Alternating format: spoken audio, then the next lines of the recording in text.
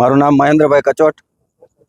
આ કાર્યક્રમ છે શરદ પૂર્ણિમા રાસોત્સવ આહિર સમાજનો કાર્યક્રમ છે। આહિર સેના મોરબી દ્વારા આયોજિત આ કાર્યક્રમ છે। છેલ્લા 3 વર્ષથી અમે શરદ પૂર્ણિમાનો કાર્યક્રમ કરીએ છીએ। જાજરમાન કાર્યક્રમની અંદર આહિર સમાજના ભાઈઓ બહેનો ખૂબ વિશાળ સંખ્યામાં હાજરી આપે છે। અમારી એક મહત્વની બાબત એ છે કે આ કાર્યક્રમ જે કરીએ છીએ એમાં ફ્રી એન્ટ્રી છે, કોઈ પાસની વ્યવસ્થા રાખેલી નથી।